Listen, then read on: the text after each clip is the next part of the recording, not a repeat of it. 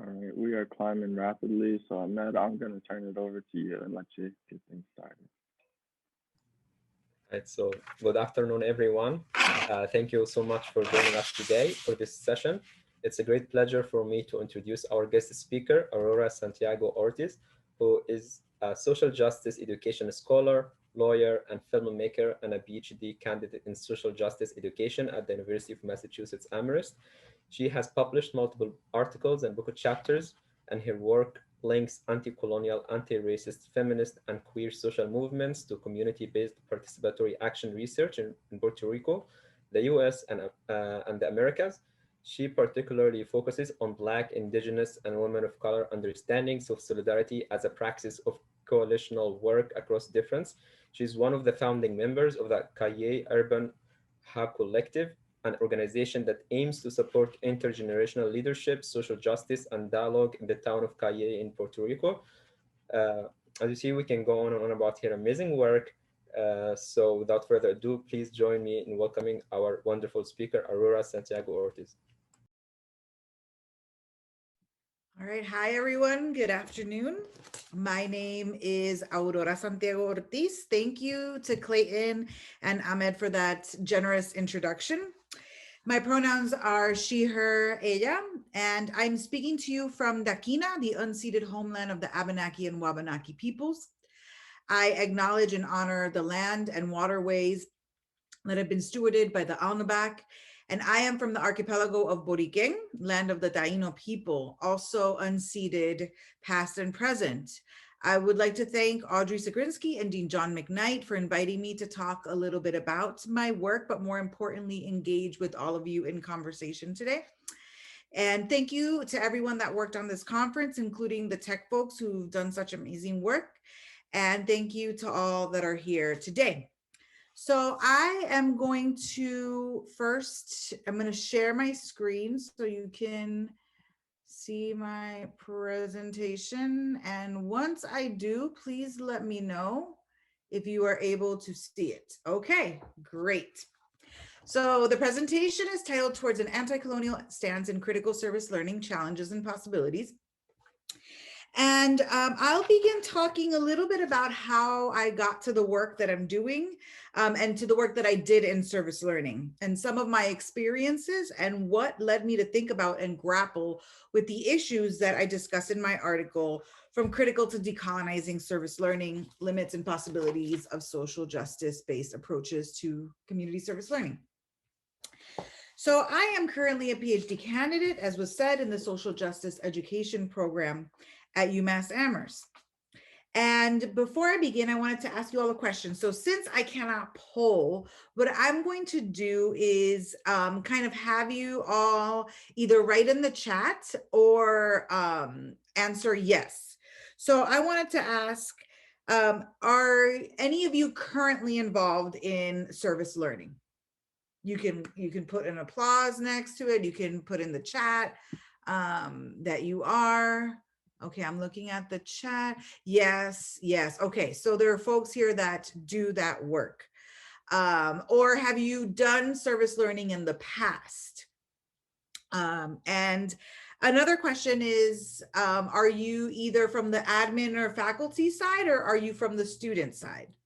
To kind of have an idea, staff, student. Okay, so great. So this is all, oh, okay. It's a good mix then. So, okay, that's awesome.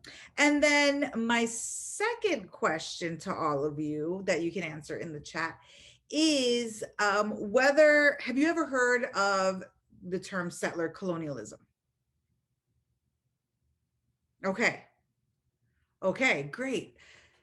So even better. So for those of you that have heard, this will be obviously a little bit of kind of not a review, but just, I'm going to touch lightly on it, but, in terms of definitions. And then those of you that have not heard of it, maybe, you'll take away something, but I'm going to be talking about that in the context of my experiences and in the work that I'm currently doing. So it's okay then. So I'm going to move ahead here. Let me see if I can do that from here. Great. So you answer the questions. All right. So As I said, I am currently a PhD candidate in social justice ed. That's me a little while back when I had a Walkman, and it was awesome. And I'm what people might call a non-traditional student, because I was about 9 to 12 years older than the typical student beginning graduate studies. And I want to share my path with the hope that others are not discouraged if they don't know exactly what they want to do in the future or are uncertain about what that future actually looks like. Each path my life has taken me on has led me to where I am today. So growing up in both Puerto Rico and New York City, I remember attending marches and demonstrations with my mother and learning about current political events that were happening and in Latin America as well. As I will get into more detail, I was already keenly aware of what colonialism is and was at a young age because of my own colonial subjectivity as a Puerto Rican. I was raised with the understanding of the other side of history that is taught to us, the one from the side of the oppressed, of the colonized, or of the subaltern. This understanding, rooted in my own lived experience as a Puerto Rican girl, and now woman, living between a space of empire and a colonized archipelago, was and is a driving force in the work that I do. And growing up, the word solidarity was central in showing up for struggles that were also not directly mine, but were part of a larger knowledge that our oppression is interconnected and bound with one another. That is, working towards liberation is not an individual effort. It is necessary to understand the lived experiences and the material conditions of other folks that experience oppression and marginalization in order to understand what those struggles are and how we can also support and interconnect. So for my undergraduate studies, I went to New York University and I majored in film and television. And my thesis documentary was about political persecution in Puerto Rico during the 1970s and 80s. Pro-independent supporters were surveilled, were followed, and framed at times for organizing for independence or simply for their beliefs. This also happened in the United States with the Black Panthers, the Young Lords, and other groups and folks fighting systemic racism, classism, and sexism. And if you see in Spanish, it says, I have Puerto Rico in my heart. And then the Young Lords Party serve and protect their people. So I wasn't sure of how to channel that social justice work that I wanted to do. And after moving back to Puerto Rico and taking a break from school, I decided to go to law school at age 25. So as you'll see on the left, that is my alma mater, the University of Puerto Rico School of Law. And I worked at the ACLU defending the rights of incarcerated people and working to address police brutality. I joined the Community Development Legal Aid Clinic and worked to protect the housing rights of communities that were facing expropriation or taking of their property from the government.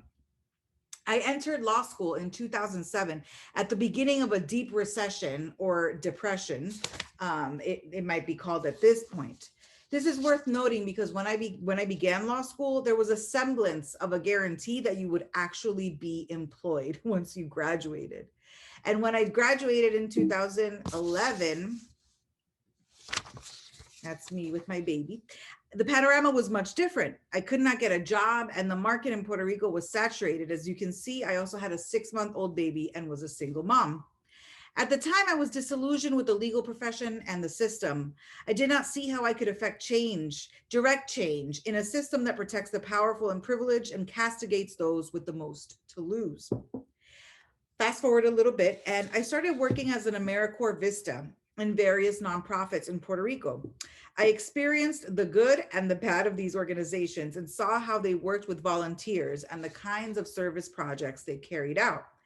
This led me to do grant writing, freelance work until 2013, when I moved to Connecticut. I left Puerto Rico after living there for 10 years. So you see on the right, that's beautiful Hartford.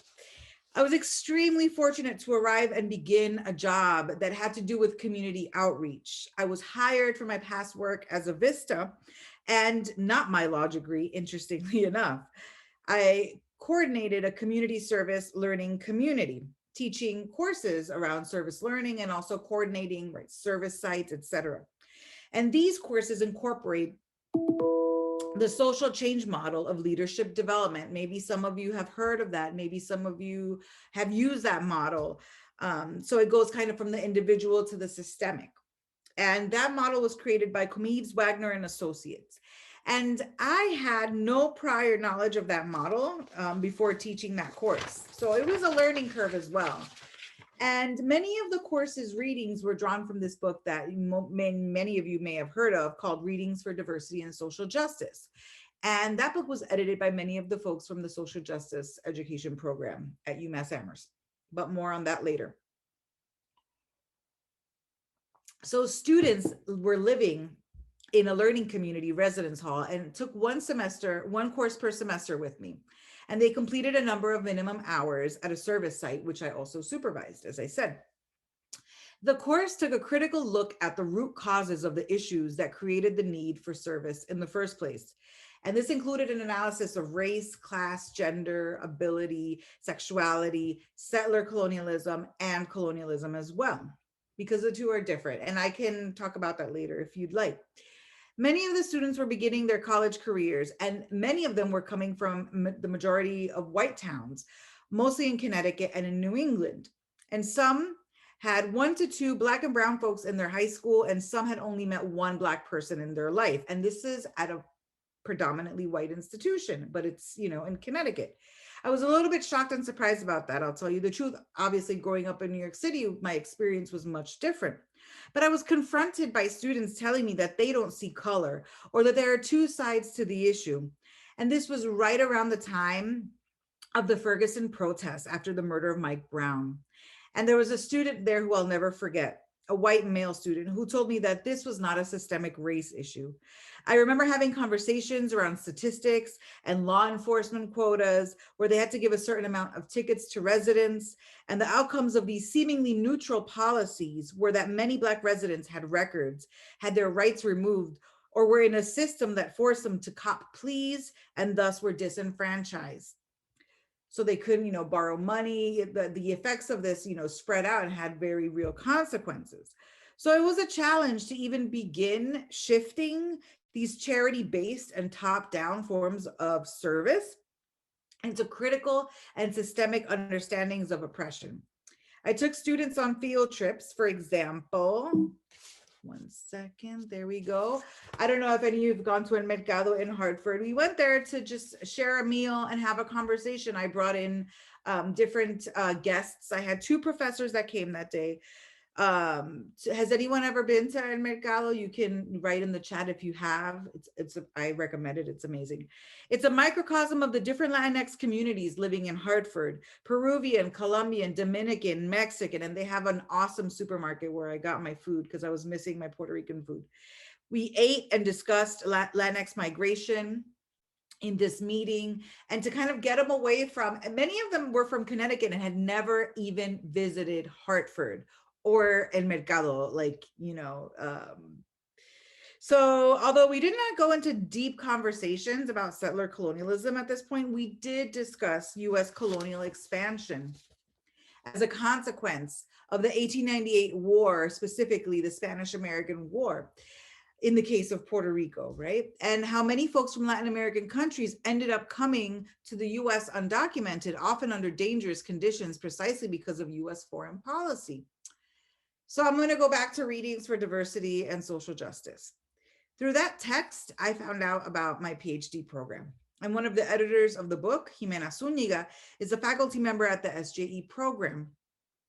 After my year coordinating that service learning program, I worked at a nonprofit in Hartford as a grant writer for a year.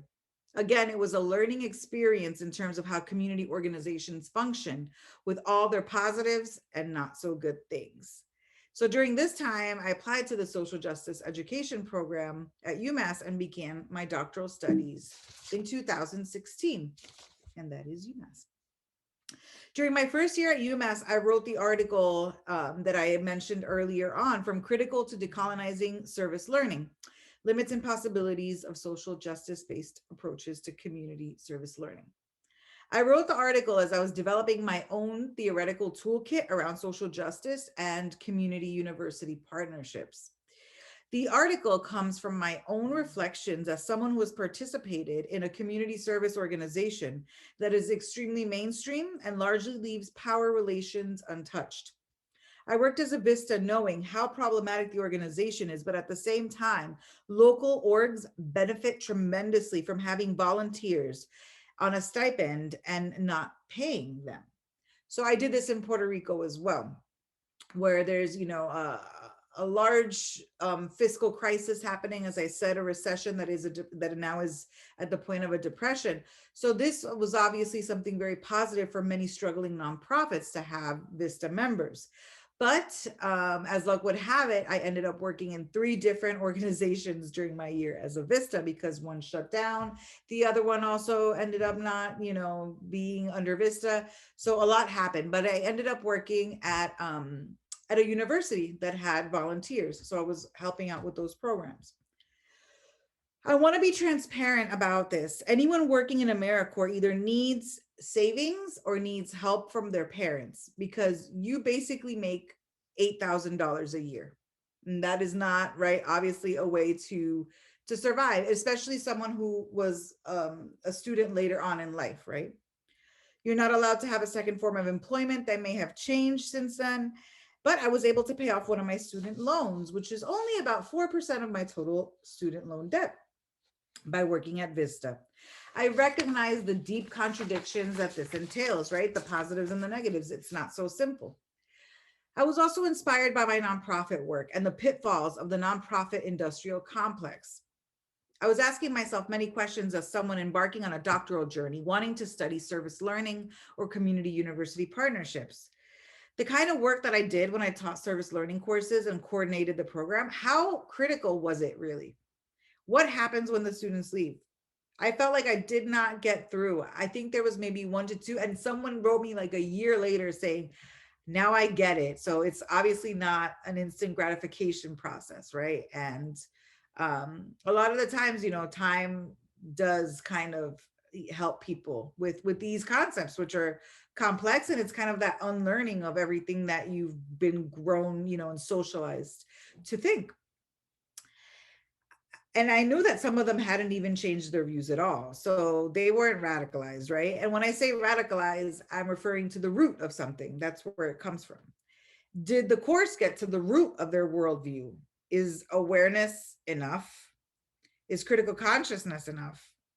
Also, what happens to the folks that we worked with? What happens to those communities that we go and do work with? Are their lives transformed? Who stands to benefit, right, from the service? Who stands to benefit from the learning? So as I mentioned in the article, the mere option of being able to take part in a service learning course in the university context already creates a hierarchical relationship that places knowledge, power, and choice with the university and not the community. I will give an example of this. I went on an alternative break trip with many of the students I taught, along with other students as well. We traveled by bus to Birmingham, Alabama, and stayed at a shelter and spent a week supporting the organization that we partnered with their work. I became sort of the entity of discord on this trip, even though it was my job. We could not leave the site because the area was dangerous. We were locked in at night at the site, and our work consisted of painting the exterior of houses and other similar tasks. We were in lodging that was less than optimal. We had no hot water. And I thought, this is how houseless folks are treated. And we were given a taste because it was a shelter for houseless or transitional folks. But is this the kind of work that transforms communities? Is it necessary work? Yes, it totally is necessary work. These people need their house to be painted. It is in dire need, and they're getting a service. But using free labor to help poor folks while nonprofits save money left me uncomfortable, disappointed, and angry. I think painters could be hired to do that job. They can be paid, right? And, from the nonprofit to paint the house of these people. What learning do students actually engage in when performing a service that in the long term won't change the conditions of those receiving that service beyond painting of a house? That student labor and service could be used towards something more transformative.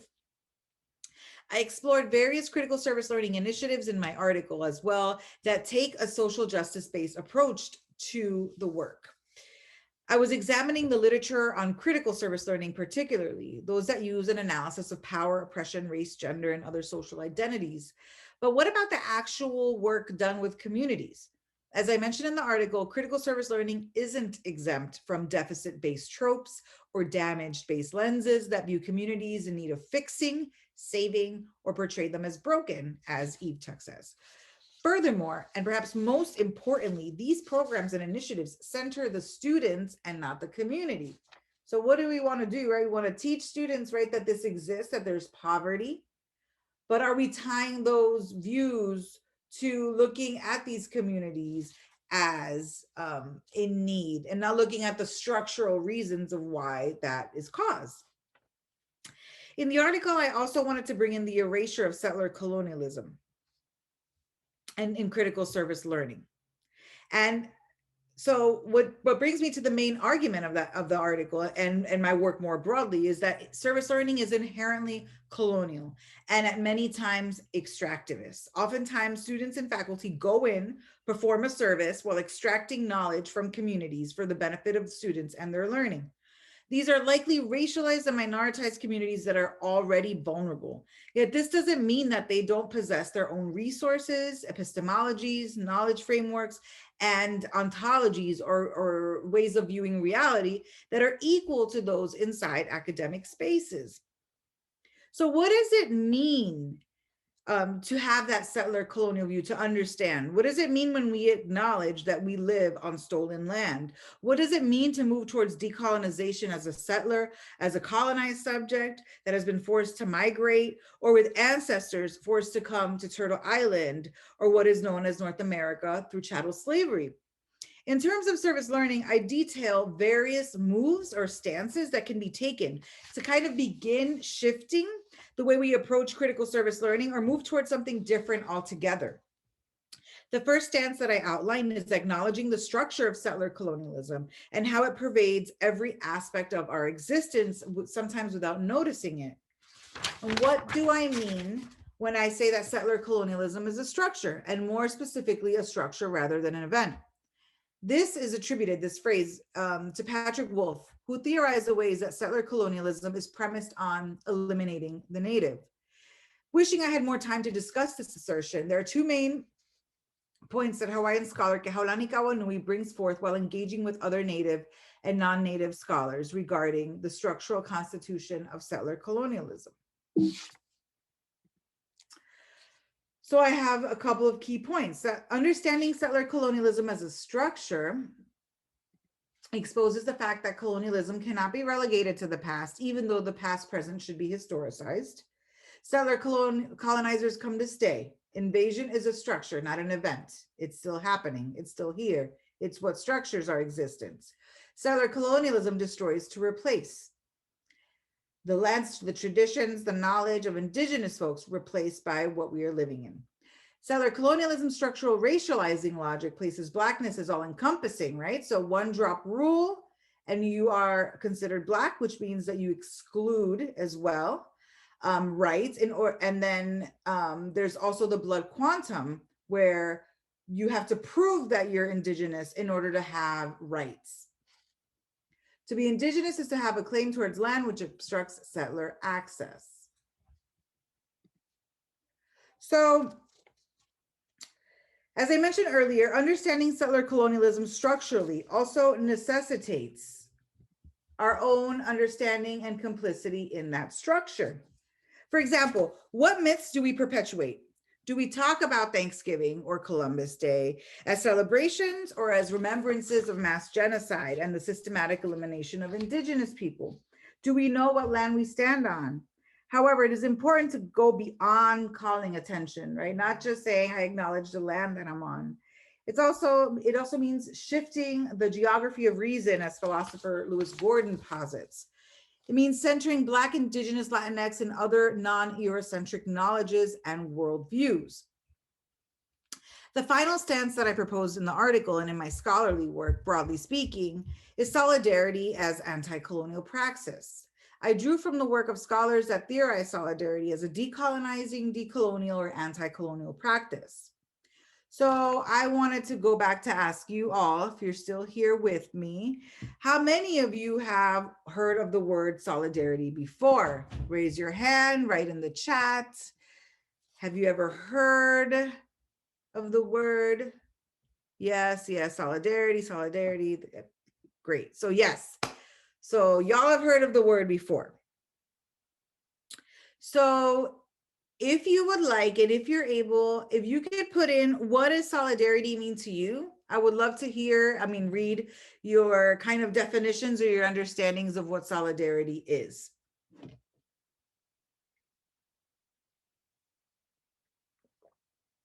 You could also unmute yourselves and speak. I don't mind either way. I'll take like 3 or 4.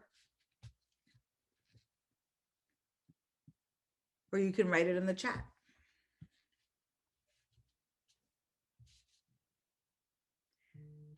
Standing together, standing with, not for, unity of action and feeling, power and agency, aware of relationship of support, standing together, a lot of standing together, coalition building across racialized groups. Yes. Working and supporting a group with common goals. Okay. Co-conspirator, stand with people. And this is great because a lot of what we've heard or seen is standing together with, right? But is that how concrete is that, right? When we are posting, right, something in our social media in support of, I stand in solidarity, but what does that actually mean, right?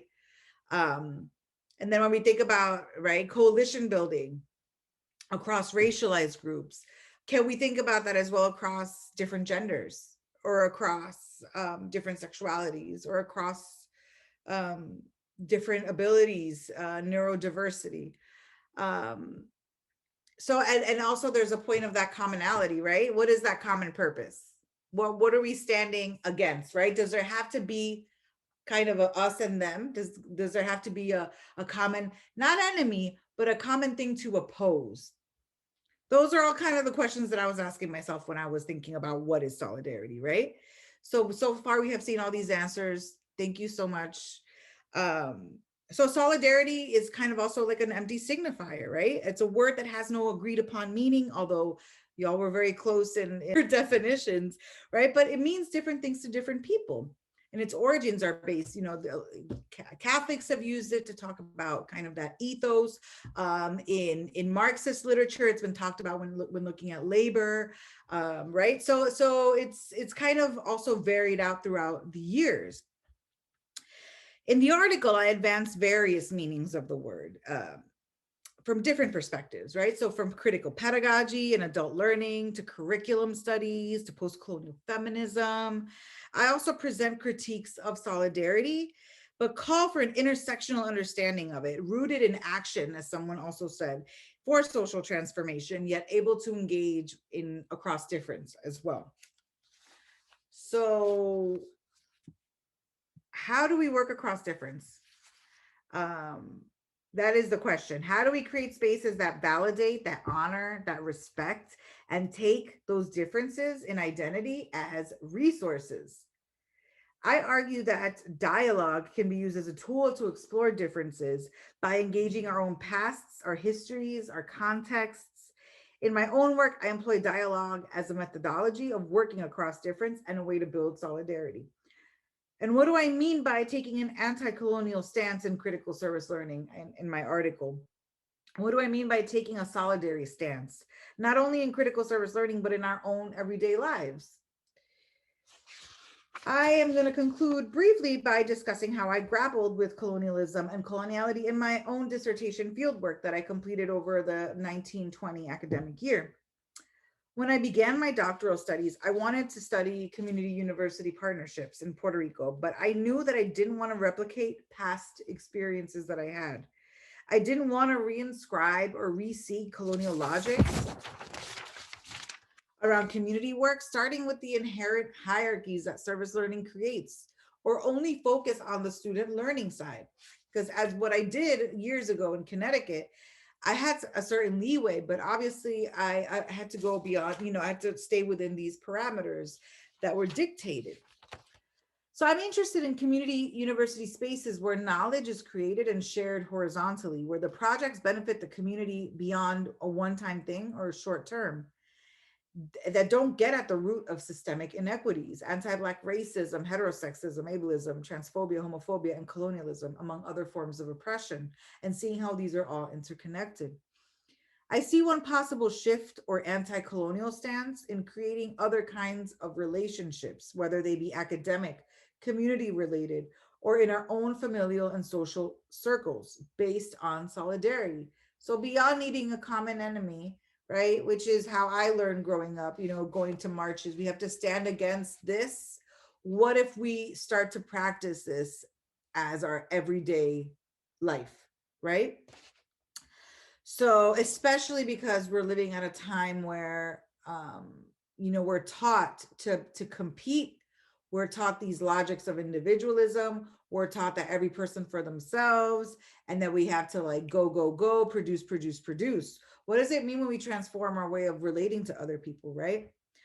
So for my dissertation research, I taught a course at the University of Puerto Rico in Cayey. It's a campus at the University of Puerto Rico system.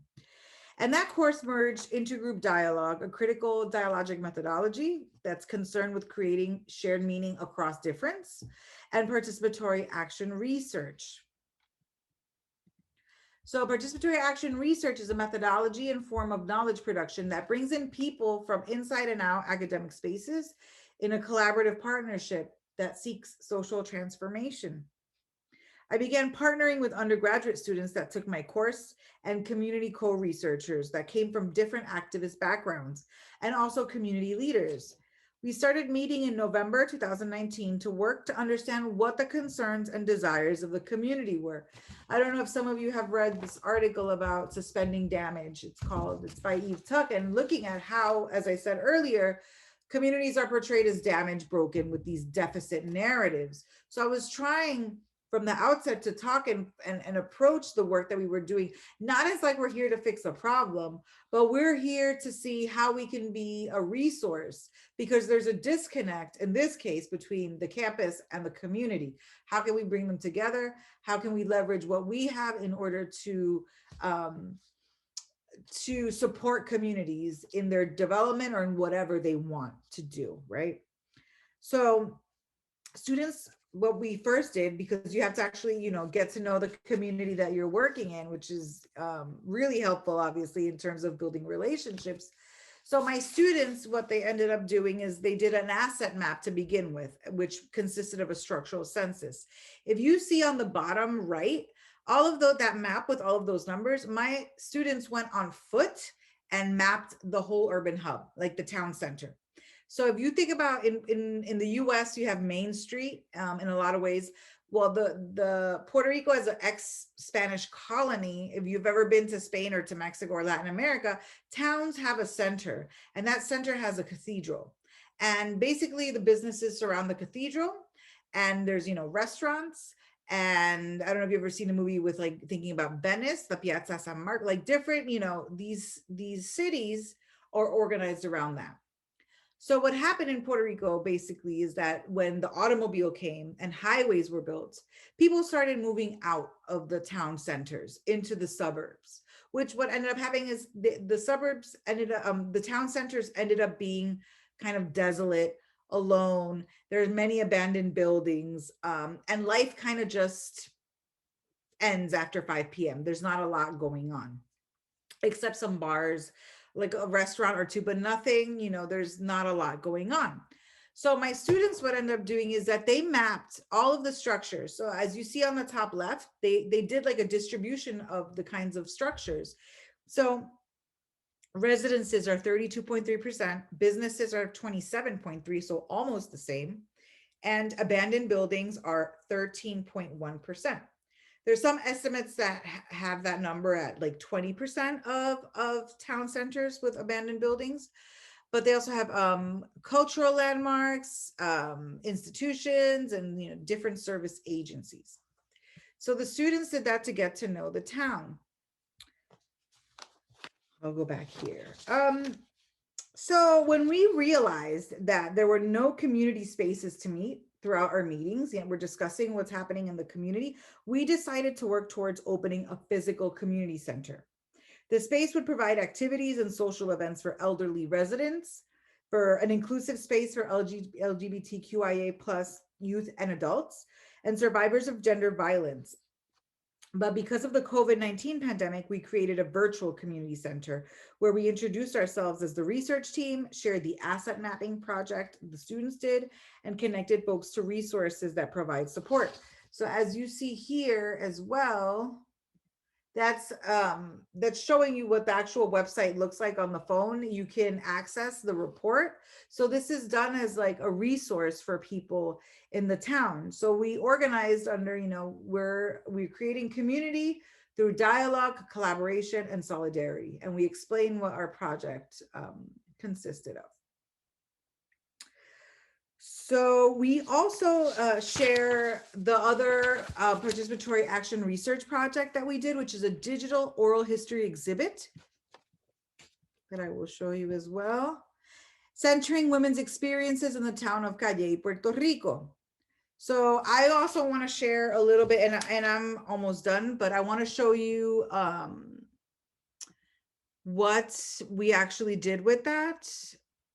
And so you can see an example. So it's also open to everyone. Anyone can access these oral histories. As you see, this is a map of the town. It's a rendering of the town that my students, mapped by foot. But let me see here. I want to show you an example and hopefully. Mi nombre es Francesca Santiago Sosa. Yo tengo 28 años. Nací en un hospital en Caguas. So you see that people, each person has, you can get to know who these women are. And as you click on different icons on the map starts to change color. So it's also, these women are talking about their history in the urban hub, the challenges that they face, and the resistances. Mi primera memoria es la de visitar a la iglesia Nuestra Señora de la Asunción, que es la que está en la misma plaza. Y lo que yo recuerdo de pequeñita era... So that's another example. I mean, it's all in Spanish. Eventually we'll be translating it. But as you click on each icon, the map starts changing color from kind of this drab beige to, green, and it's interactive. So it kind of incentivizes you to keep going. So I'm going to stop the share. And I also had shared the website here, and I can share that with you all also later, and it's here. So that was one thing that we did as well. So our project planning meetings between the community and the students and myself were spaces where everyone contributed their ideas. The community took the lead because they had direct knowledge and involvement, and we supported their plans. However, decisions about how to proceed were done via consensus. While I don't have enough time to go into all this detail, I wanted to share this example with you as an approach to community work that is reciprocal and mutual. However, this doesn't mean it's easy. It doesn't mean it's perfect. We went through a lot of challenges, especially the pandemic in the middle of our work. But we had built a strong dialogic and collaborative foundation that allowed us to continue the project beyond the course as well. These processes are slow and definitely are in contradiction with the academic calendar and require a lot of commitment from the students, because we had night meetings, we had meetings on Sunday, we had meetings on Saturday, but we were able to build a solid foundation that lives on today through a community organization that we started called the Cayey Urban Hub Collective. So that's our little logo. So towards the end of the semester, we connected with other organizations doing mutual aid work to address the fiscal crises consequences of increased precarity in Puerto Rico, particularly around food insecurity. One of our community co-researchers had been distributing bags of food to houseless folks with his own money. So we turned this into our first initiative. We started a solidarity pantry in the town the last July. And we set up a tent, as you can see here, as a collection and distribution hub. We collected and provided food, clothing, books, sanitizing products like alcohol, swabs, wipes, gloves, masks. We continued to meet once a week virtually and continued these pantries until November when we started working on a permanent pantry. So we are like in one spot in the middle of town. People, you know, were able to come and go. We were there for about 3 hours once a month. I was there for July and August, then I came back to the States. But the community co-researchers and some of the students continued to work on it. We also focus on building the organization, planning for the future, and becoming financially secure through fundraisers and donation drives. And although I'm back here, I do social media promotion and I connect to sponsorships and as a way to bring in the tools that I have, as well as the resources that I have been able to build. So on January 6th, Three Kings Day, or the Day of the Epiphany, or that infamous day that will go down in history at the Capitol building, we inaugurated the permanent solid dairy pantry. So we took, as you can see, this wall, the blue wall, and we were able to put in this pantry here that we bought, and people donated all of these supplies.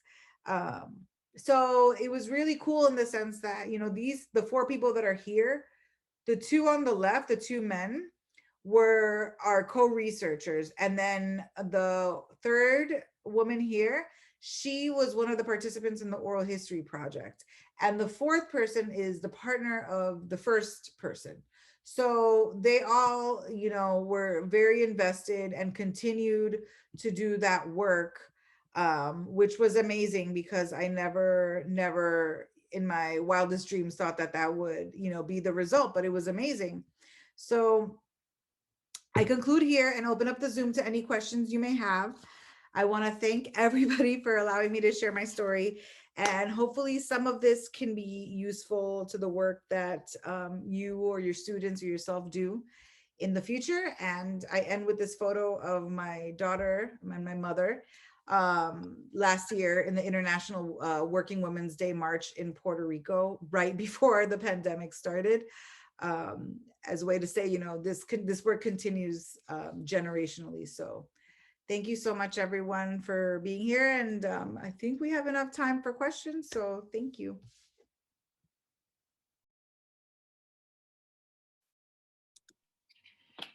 Everyone, so I would encourage folks to feel free to put questions in the chat, or if you'd like to ask a question, you can put your name in the chat and I can call on you. I can monitor that. And if you'd like to ask a question anonymously, then you can send me your question directly.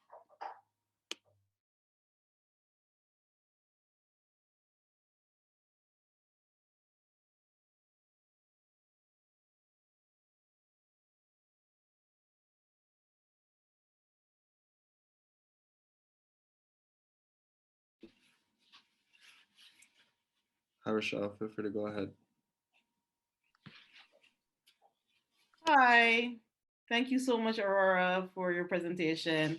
So my question is, so I'm an assistant professor here at Con, and I wanted to know if you applied for funding, or like when you were doing your IRB and funding, like how did you position the research? Because I noticed with, for funding, like, you know, they're asking for hypotheses, and if this is a PAR project, like how do you frame it so that they understand that, like, it's not just coming from your brain?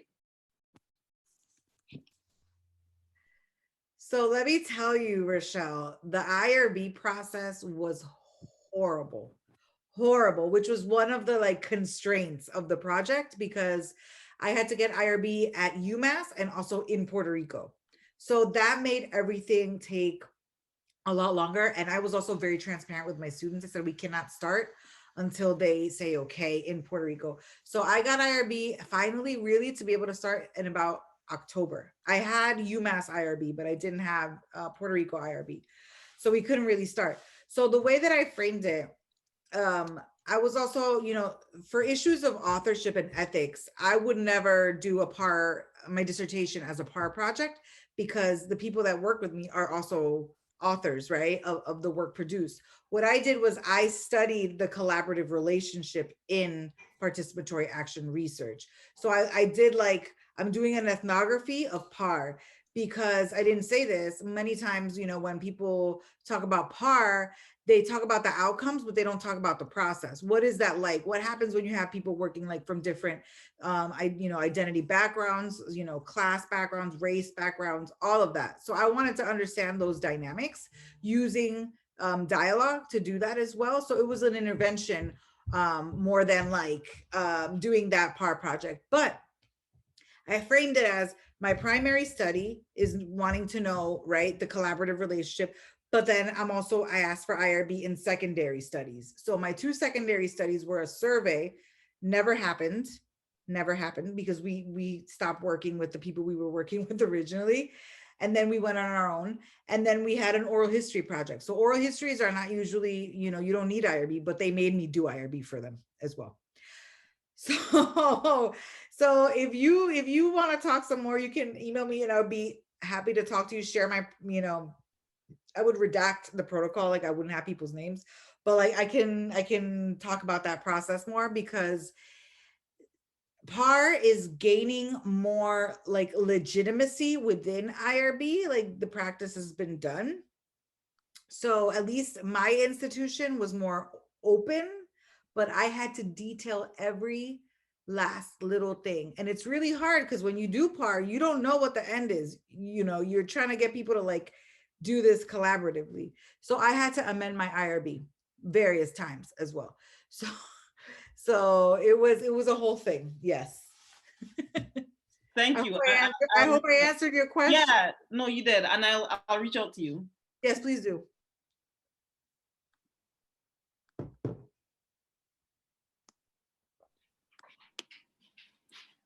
Go ahead, Audrey. Aurora, thank you so much for your presentation. It's just such a gift to have you here and hear you speak about your work. I loved that article and that you wrote in the Michigan Journal, and I can share the link to that for people who are interested and haven't had a chance to read it yet. I'm wondering, in terms of your work with students, because you've worked with students in a couple different places from the sounds of it, like what have been some really useful ways of preparing students to engage in community service and to sort of surface, you know, problematic narratives they may possess and carry around in their heads, but not even be aware of. So I'm wondering if you have any tips or thoughts about that. Yes. So the book that I mentioned, The Readings for Diversity, it's a very easy entryway into talking, and the way that they frame the book is to be done, you know, according to different identities. So everything from religious oppression to racism to it's very accessible. But at the same time, right, I'm trying to look at, I use a lot of documentaries, and what's also has been really helpful is, and also in the work that I did in Puerto Rico, which I wouldn't call service, I would call it, you know, research, is to discuss socialization early in the course. So I don't know if you've all done cycle of socialization or if you've heard of it. It's Harrow did a really great graphic describing and explaining, and we would do exercises and a lot of gallery walks, a lot of speak and listens and conversations about, you know, let's talk about our own identities. And in a place like Puerto Rico, it's very complicated. It's not, race is not seen the same, or gender as it is in the US. It's more complex because we have a lot more, there isn't so much as like racial, I don't know how to explain it. People are very mixed, right? People think of Latinx as an identity. It's not a race. So we've been very, we've mixed in a lot of different degrees. We have light-skinned, you know, we have Black Puerto Ricans as well. We have white Puerto Ricans. So it's very complex to even talk about race in Puerto Rico without imposing US frameworks onto, right? So we also did that in a very specific way to Puerto Rico. But I think like going in, we really, I really front loaded a lot of identity conversations early on. And throughout the course, throughout the year, you know, we talked about it. I had a lot of speakers come in and talk about their work. I had activists come in. We had this queer organization that does work around inclusive language, around the X, around the E in Spanish, because Spanish is a gendered language. And that was really amazing because we also talked about ableism in language as well. So, using words that are ableist in our language, as like insults or, like STUPID, like that kind of stuff. So we talked about what does that mean when we use that language. So we did a lot of that, and that they really liked it too, because I'm sure they got bored of seeing my face every week. So having speakers come in and talk was a lot, more interesting as well for them. So those were kind of the things, some of the things that we did. Thank you, Audrey.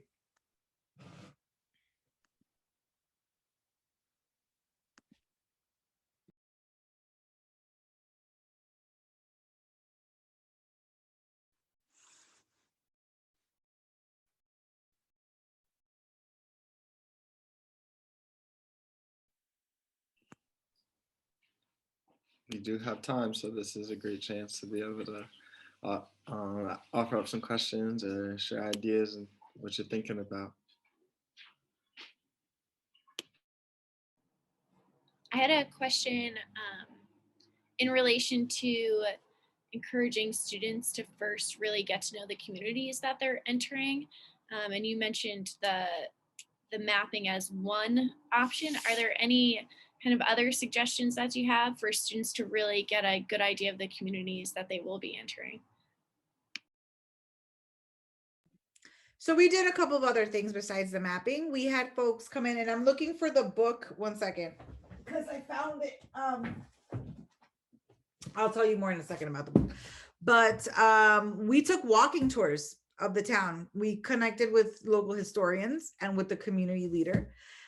So one thing I will say is that when we initially started our project, we had connected with like a community space that was, it was like a university space in the community. It wasn't a community center, but they had asked us to do like a profile on the urban hub, like learn what their needs were, because they wanted to create programming that addressed those needs. As time passed, they actually ended up shutting their operations in the middle, so we had no place to meet. So we ended up meeting in the house of the administrative assistant of that space, and she was a community leader who took us on a walking tour, who introduced us to the next person, who told us to go to this other place to meet these other people. So like it was like that, right? And they all knew each other, because when Hurricane Maria happened in Puerto Rico, that space that I call the U, that space was a place where people went to charge their phones when they had no power, where they went to use the internet, when they had to get food. They did like, they had like a community kitchen there. So, in this town where it's very small, a lot of people knew each other. And many of the causes that people worked on were all interrelated. So they all kind of knew each other. So I think like starting out, and also what things that we did, we would like eat meals together. We would have conversations. I started all the meetings like, what's one nice thing that happened to you this week? What didn't go so well? So we had like, it was like we get to know each other beyond like the research relationship, and we've created other kinds of relationships. Like the lady, I call her Mercedes, the lady that was the admin assistant, she calls me, she's like, oh my God, I'm in such a bad mood, let me tell you why. So she'll just like vent, and then she's like, thank you, I'll talk to you later. I'm like, okay, bye. So like, the relationships that have been established like go beyond. So really like trying to get to know people there. And we also were connected to a historian who did another walking tour. So it was really cool, because like they ended up going to this museum where a boxer that went to fight at the Olympics in Moscow fought, and he wasn't allowed because it was the Cold War. So he was talking about like the fallout that he had, and like the negative press, because he went to box in the name of Puerto Rico and not under the US. So like all these things. So and the students loved it, because they said, I had never been to the middle of the town and it's 5 minutes away. I had no idea that all of this was there. And like for them, that experience connected history to like, it really made it real, which was really cool. And the book, yes. So this is the book, Readings for Diversity and Social Justice. It's a whole bunch of editors, Adams, Blumenfeld, a whole bunch of people, many from UMass Amherst, and it's really accessible and I recommend it.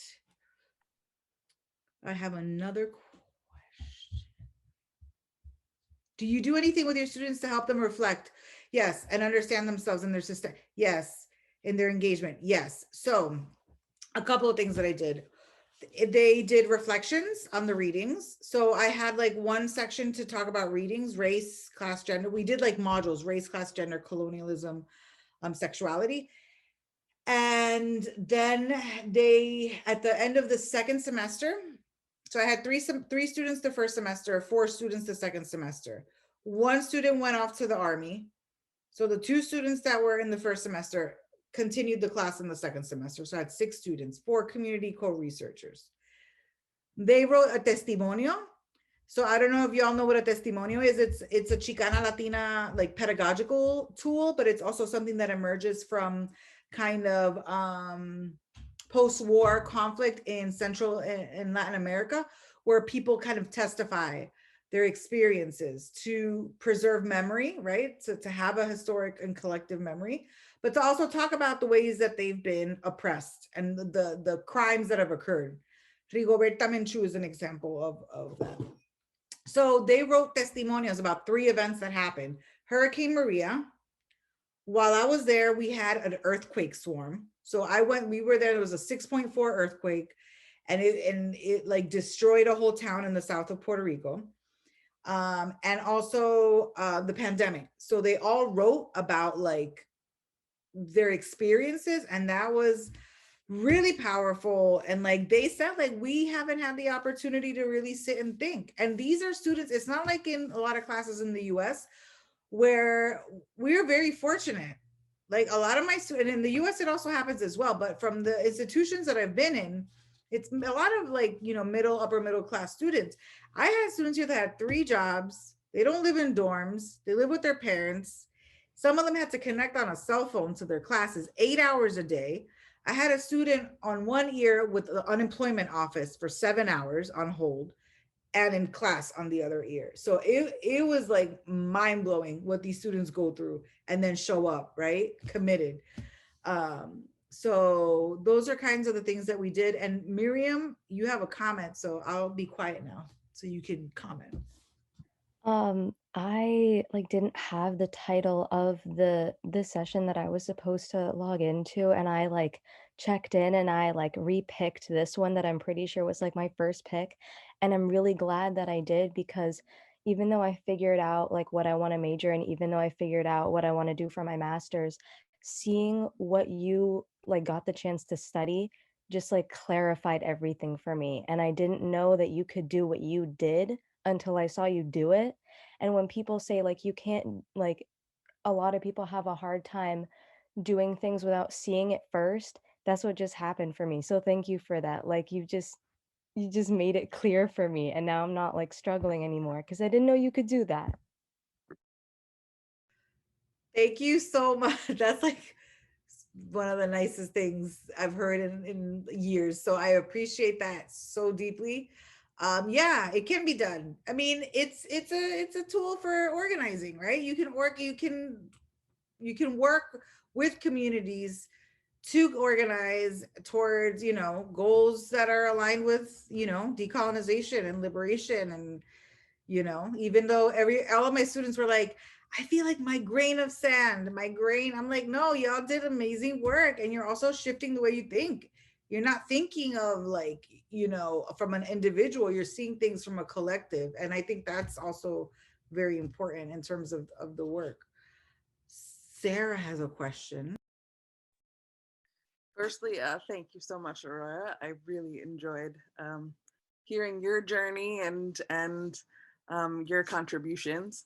I'm wondering, from your time facilitating either in class or outside of class, what helpful things you have done to, I don't know if it's the word is calibrate that I'm looking for, but when the group is coming at these issues from such different areas, whether because of different lived experiences, different developmental levels, different knowledge bases, what you might have done to maybe create more harmony so that solidarity can be stronger moving forward.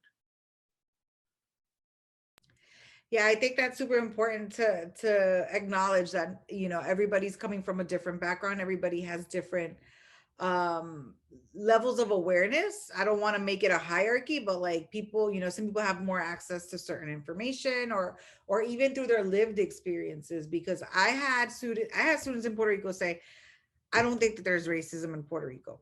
And then once we started reading, because I asked them, I was like, what do you think? And then when they started reading, they were like, oh, I didn't know that speaking this way about hair or these things, because in Puerto Rico, that trope about bad hair also exists. I didn't know that was being racist. So, and then, we have that conversation and they talked about it, but using these tools of dialogue in the space to scaffold, I don't know if that's the word that you were looking for, but like to scaffold the process and to go, I wouldn't be able to do a testimonio in the first semester because a lot needed to happen. And also towards the end of the second where the new students came in. So it was a process that I had to like ease in and also to know where students were at. And also I think the fact that you're bringing in other people in was really helpful as well. But we talked about it like from looking at the socialization process again. What messages were you taught in school? What messages were you taught in your family, in church, in this, like in these spaces? So that was really helpful also in terms of like setting up more of a common language, but with our differences, right? Bringing in like our different backgrounds and experiences.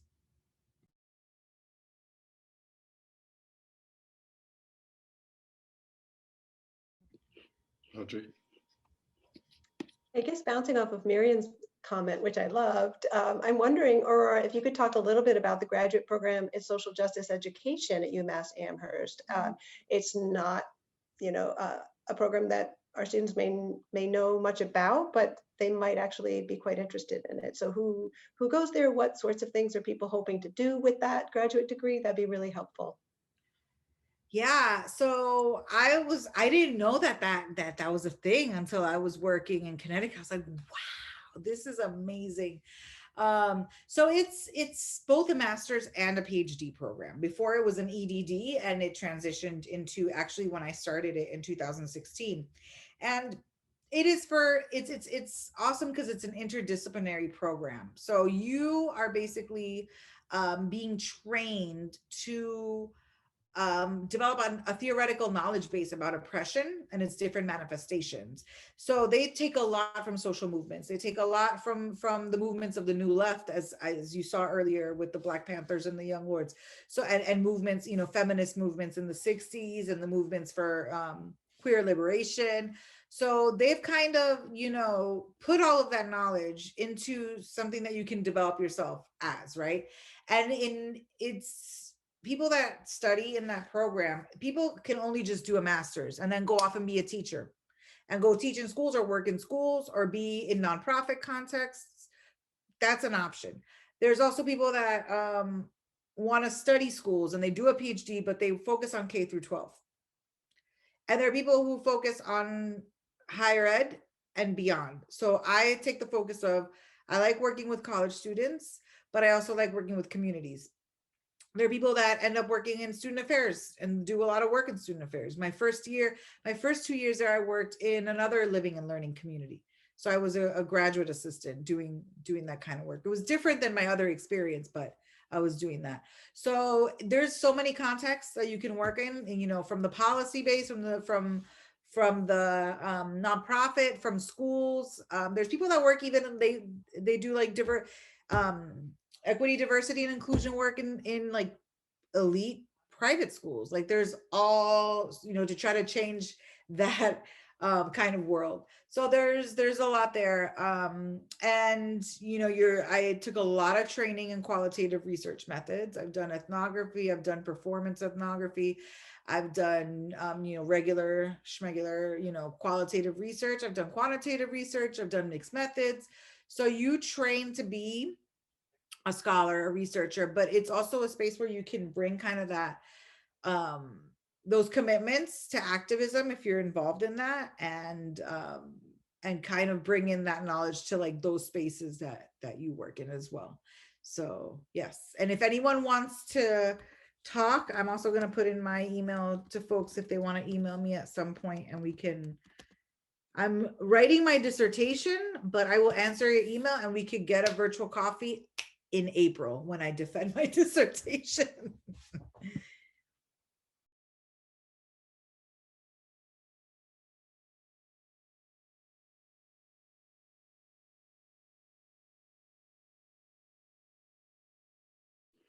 Okay, everybody. Well, I am going to thank you all for coming. I'm putting a link to the survey, a feedback form into the chat. I can hang out for a little while, and hopefully Aurora can too. If anybody has other questions, we have time scheduled, so I'm here. But thank you all for coming, and thank you, Aurora, for sharing your story and this wonderful presentation. Appreciate it.